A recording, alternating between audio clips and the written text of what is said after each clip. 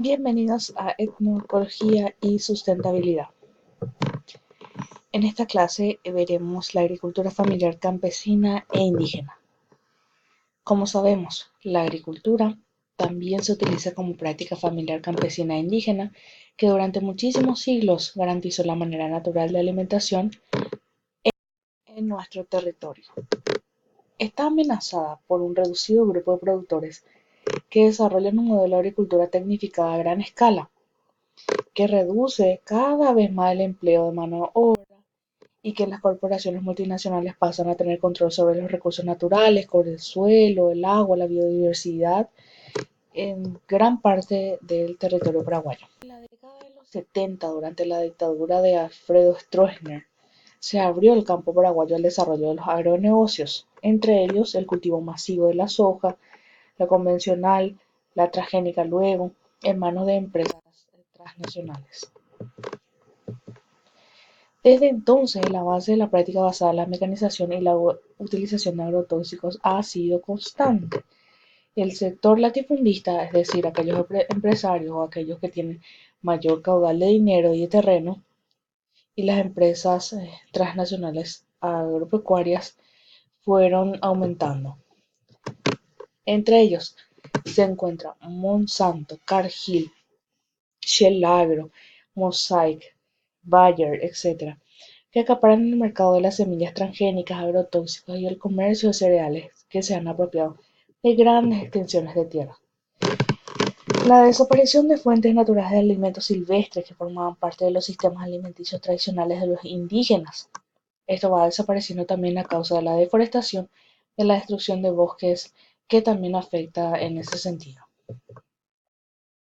Y existen ciertas amenazas en la producción que serían en las prácticas de siembra o peor aún para hacer desaparecer estos ciertos rubros de producción agroecológica, como por ejemplo la caña de azúcar, la yerba mate, el tártago, la soja orgánica, el maíz, el arroz orgánico, el sésamo, las frutas y hortalizas, algodón, poroto, naranja agria que se utiliza para la esencia de petit grain, para la menta, la esencia de menta, el KGE, la stevia, cedrón, miel de abeja, etc. Y también animales de tipo doméstico, de granja, entre otras formas. Existe un modelo productivo que sería un modelo productivo que se encuentra en organismos genéticamente modificados, OGM, más conocidos como transgénicos. Los OGM son variedades de vegetales o de animales creados artificialmente en laboratorios y cuya característica es la introducción de genes de otras especies para crear organismos nuevos. Las semillas que son genéticamente modificadas están diseñadas para resistir herbicidas de amplio espectro, por ejemplo, el glifosato, el glufosinato, etc. El comercio de semillas transgénicas estaba prohibido en el país hasta que recibió la autorización del Ministerio de Agricultura y Ganadería en el 2004. Bueno, la agricultura familiar sería en el Plan Nacional de Soberanía de Seguridad Alimentaria y Nutricional del Paraguay, PLANAL, algunos de los programas de incentivos de apoyo a la producción agrícola, afirmándose la necesidad de una mejor evaluación de los mismos, pues las iniciativas fueron calificadas como frágiles por las organizaciones campesinas y agricultores familiares. Entonces, el Poder Ejecutivo, en el proyecto de ley sobre la seguridad alimentaria y que consiste en la distribución de semillas para cultivos, hortalizas para los campesinos. Este proyecto, entonces, lo que pretende es garantizar al campesino o al indígena afectado que pueda exigir su derecho en caso de que no reciba cierta asistencia. La producción indígena. Nuestros compatriotas indígenas producen economías comunitarias, se sustentan con ello y la alimentación de las familias de los indígenas entonces se ven de acuerdo a los productos que comercializan, que producen, que generalmente aquellos que ellos comercializan, según los datos del INDI, lo venden a través de ciertas ferias o salen en las ciudades a ofrecer. Puede ser mandioca, maíz, maní, poroto, zapallo, hierba orgánica, el choclo, queso, huevo, gallinas caseras. Todos son productos también con pautas culturales que siempre se han mostrado respetuosas con el ambiente. Y entre ellas también la artesanía que ellos realizan y traen a la venta en ciertos sectores donde existe mayor población. Campesina, la producción campesina que se enfoca generalmente a la producción familiar. La agricultura familiar campesina comprende a las fincas de menos de 20 hectáreas que utilizan técnicas de producciones tradicionales basadas en el uso intensivo de mano de obra del tipo familiar. Entonces, la agricultura campesina presentan numerosos obstáculos que limitan su desarrollo, por ejemplo, la infraestructura, los servicios que están desigualmente distribuidos, la oferta de alimentos u otros productos de interés en el mercado es baja, gran parte del sector carece de estructuras organizativas eficientes y un grupo mayoritario de fincas carece también de tierras.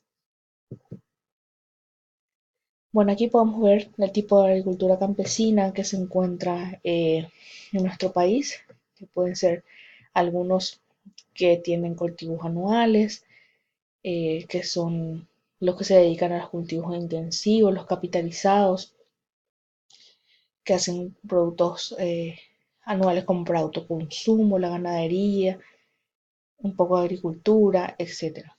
Las fincas degradadas que tienen muy baja producción, vinculados al autoconsumo. Otros están en decadencia, como las viejas colonias agrícolas que mantienen un uso similar a la categoría anterior. Y el minifundio residencial, que son las familias que residen en el campo y realizan actividades no agrarias en las zonas rurales o en lugares urbanos y generalmente realizan actividades para autoconsumo. Y aquellos campesinos sin tierra y que están también en colonias nuevas o familias de aborígenes no cultivan para el mercado, sino que se autosustentan entre sí.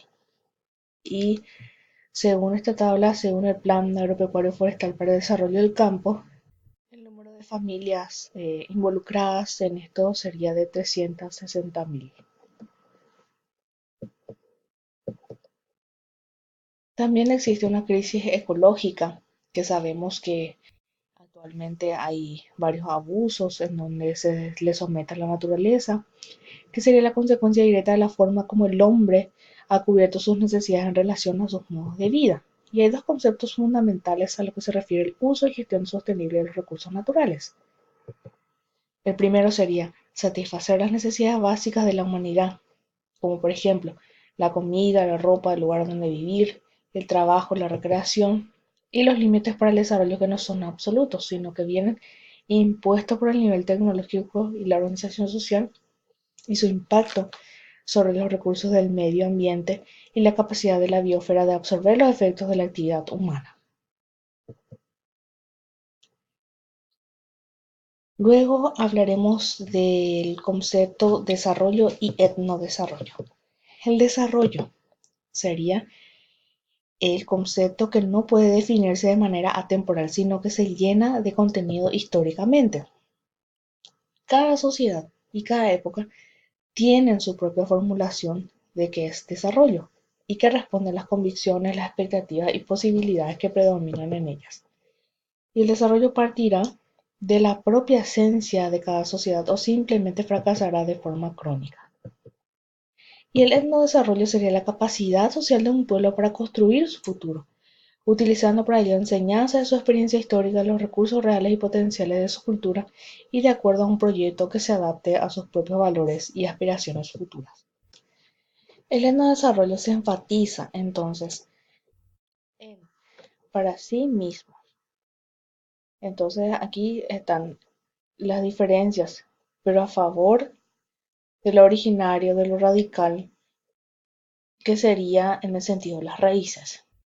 Es otra producción de tipo cultural que emerge para reivindicar el derecho a la diferencia, a los procesos de elaboración cultural, a las discursivas propias de los indígenas y para los indígenas.